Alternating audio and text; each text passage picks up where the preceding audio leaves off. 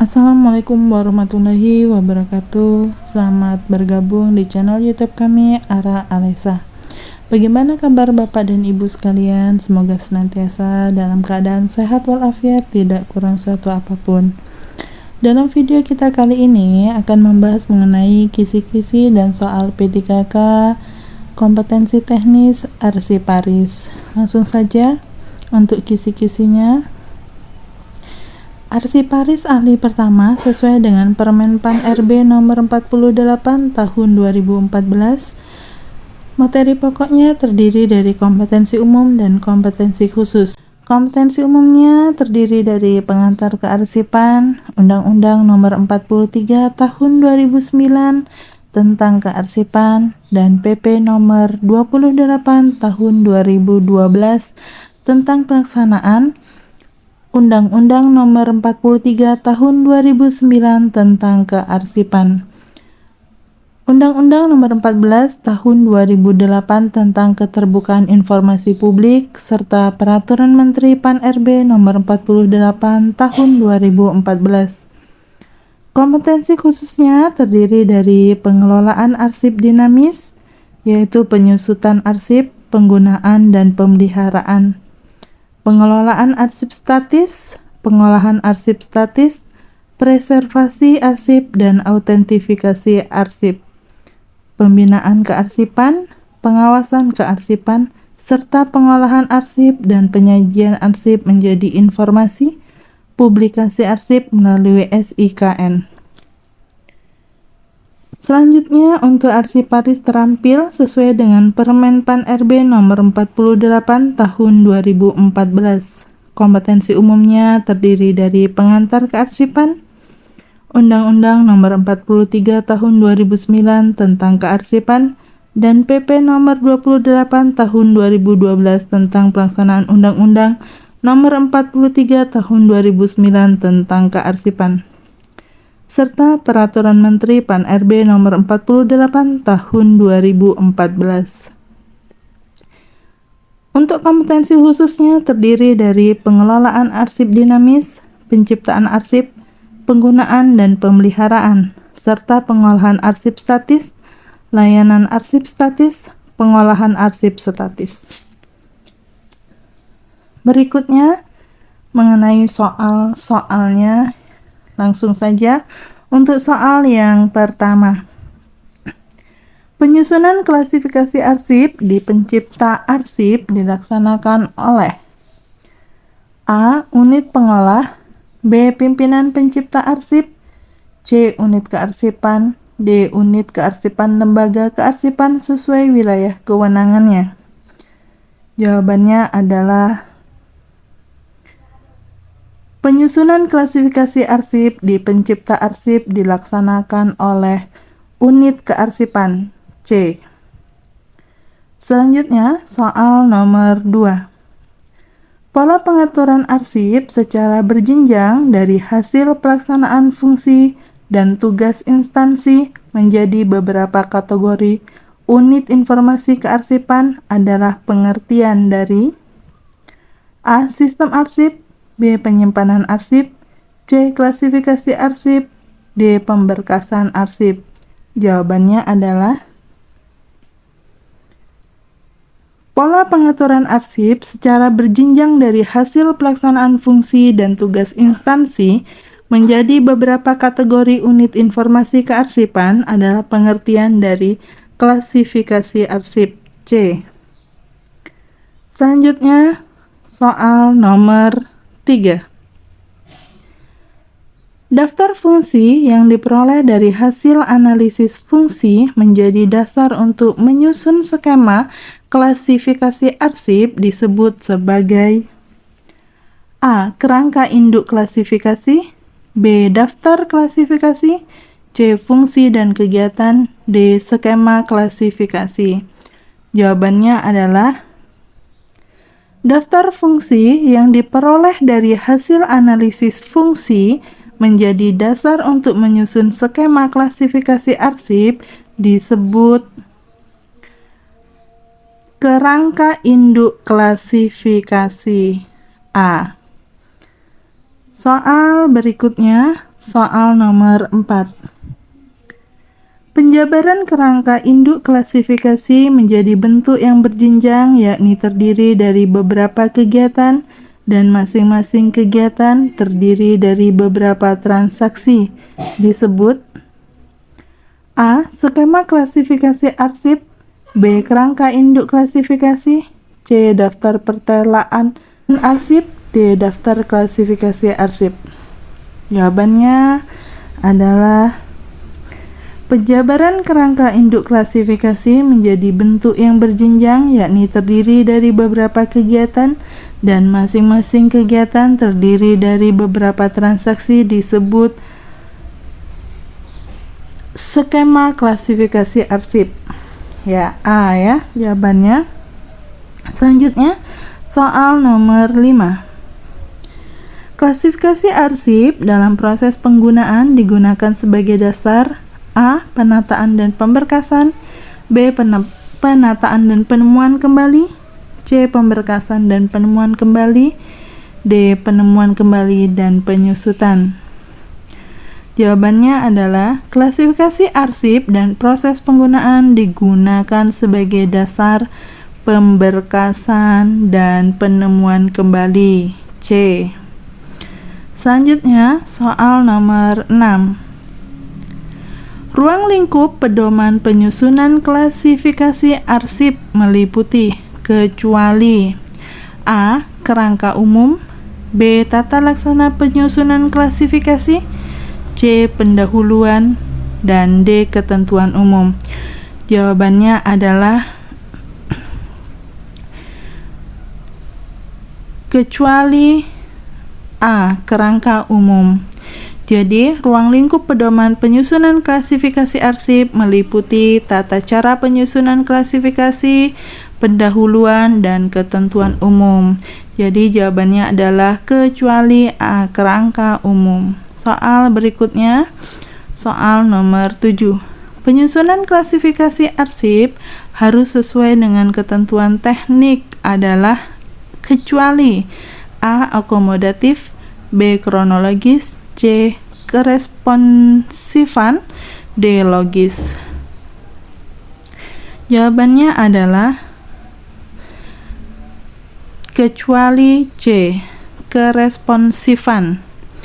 Jadi, penyusunan klasifikasi arsip harus sesuai dengan ketentuan teknik, yaitu akomodatif, kronologis, dan logis. Jadi, jawabannya yaitu kecuali keresponsifan. Selanjutnya, soal nomor 8. Analisis fungsi dilaksanakan untuk menyusun titik-titik dan titik-titik secara logis, faktual, relevan, aktual, sistematis, akomodatif, dan kronologis. A. Skema klasifikasi dan klasifikasi arsip, B. Perencanaan dan pelaksanaan kegiatan, C. Skema klasifikasi dan kode klasifikasi, D. Fungsi fasilitator dan substantif. Jawabannya adalah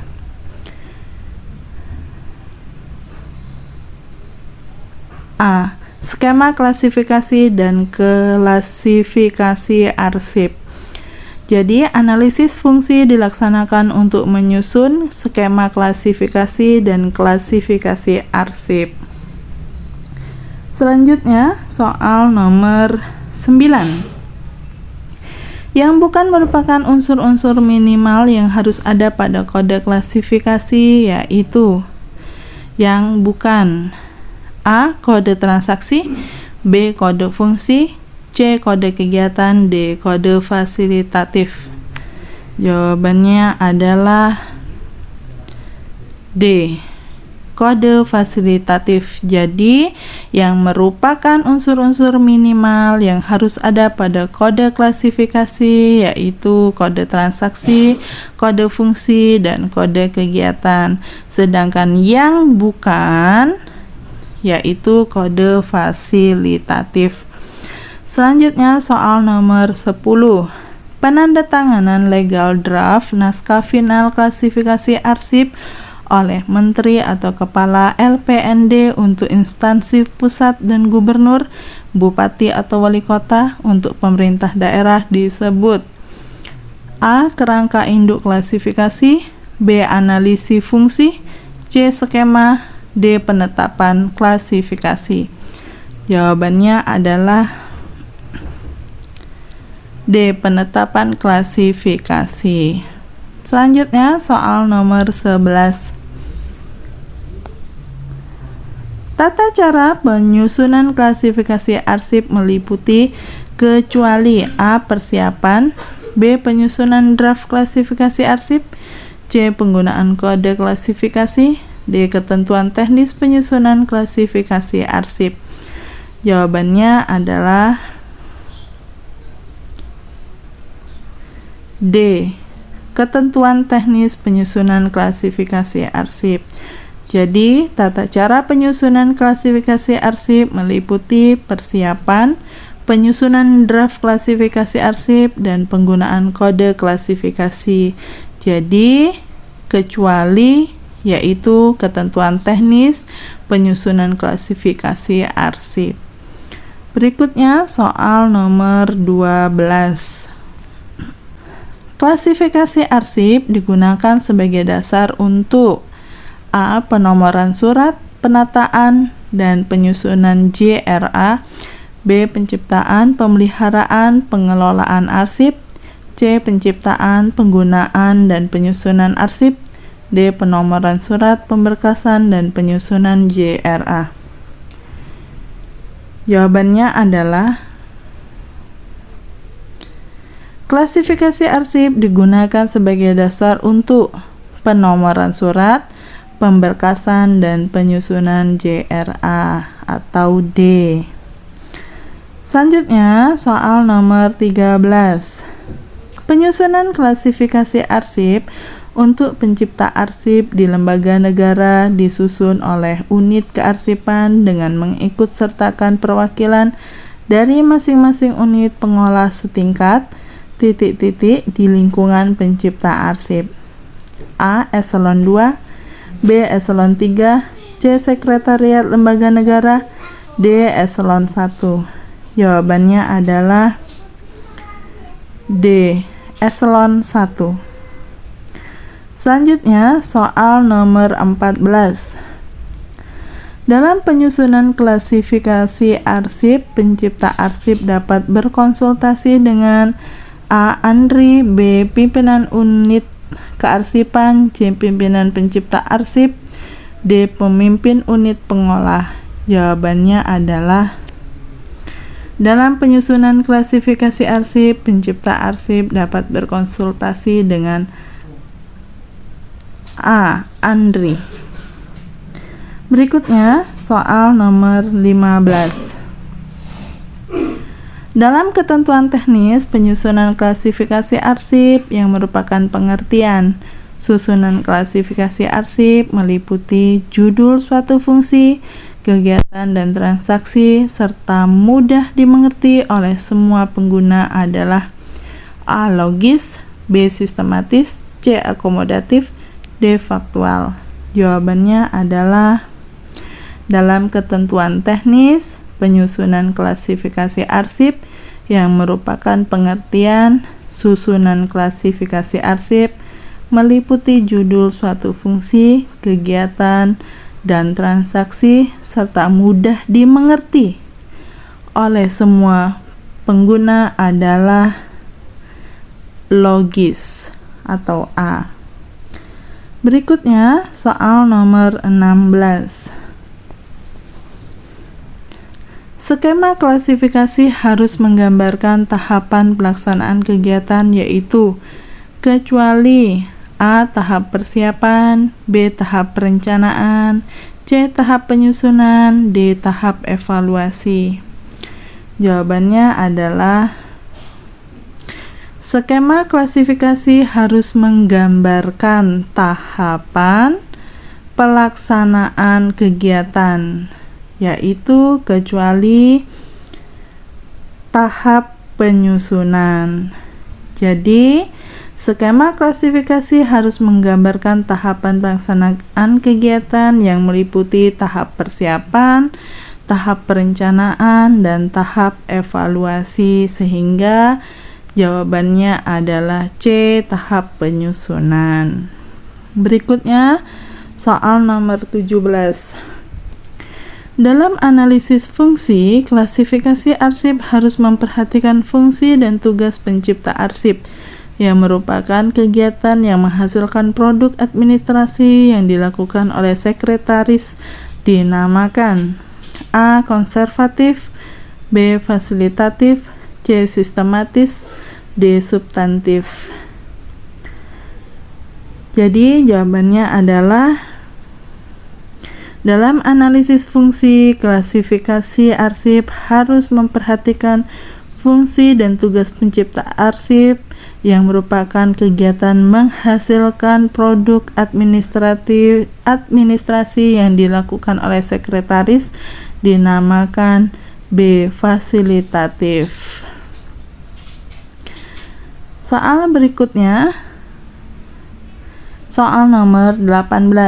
Penyusunan klasifikasi arsip dilaksanakan dengan menggunakan A. Pola klasifikasi, B. Analisis fungsi dan tugas, C. Indeks, D. Skema klasifikasi.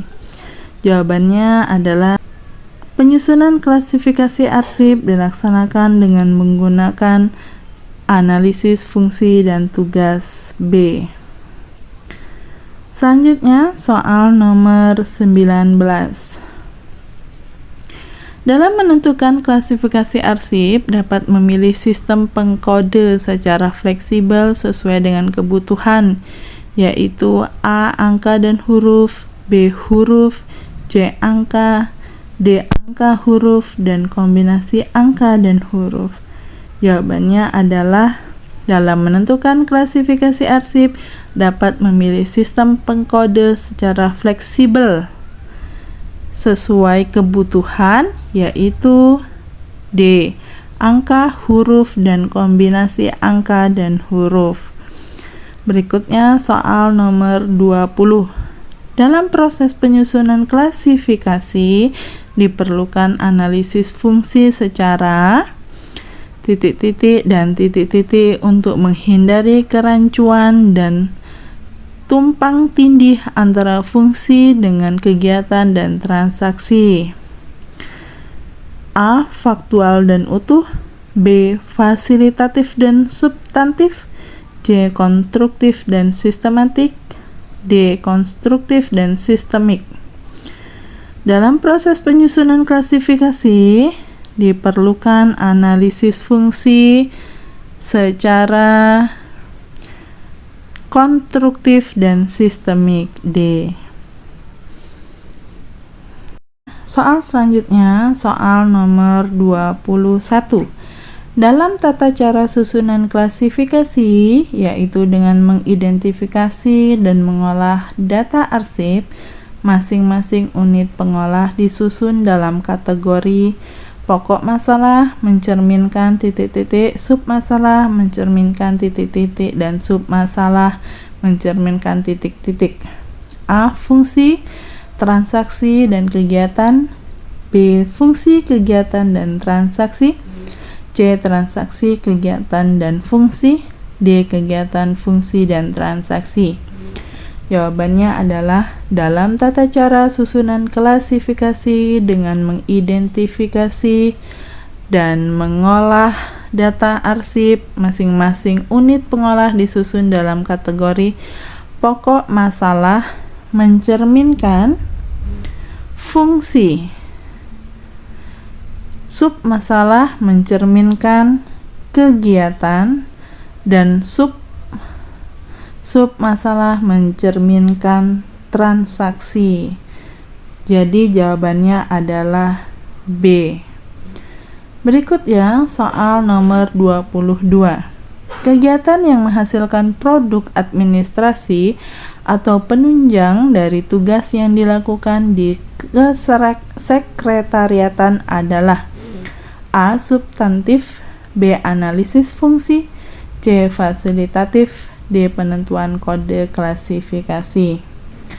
Jawabannya adalah kegiatan yang menghasilkan produk administrasi atau penunjang dari tugas yang dilakukan di sekretariatan adalah C. Fasilitatif. Berikutnya, soal nomor 23.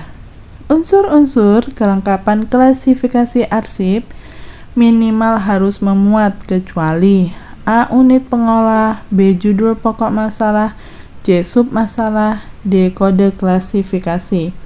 Jawabannya adalah unsur-unsur kelengkapan klasifikasi arsip minimal memuat judul pokok masalah, submasalah, dan kode klasifikasi. Jadi jawabannya kecuali A. Unit pengolah. Berikutnya soal nomor 24. Dalam pembuatan pedoman penyusunan klasifikasi arsip merujuk pada peraturan A. Perka Andri nomor 11 tahun 2012, B. Perka Andri nomor 19 tahun 2012, C. Perka Andri nomor 19 tahun 2011, D. Perka Andri nomor 9 tahun 2018. Jawabannya adalah B. Perka Andri nomor 19 tahun 2012. Soal selanjutnya, soal nomor 25. Pembentukan tim penyusun klasifikasi pada pencipta arsip lembaga negara terdiri dari kecuali A. Perwakilan unit pengolah setingkat eselon 2, B. Perwakilan pimpinan pencipta arsip, C. Pimpinan unit kearsipan, D. Perwakilan arsiparis.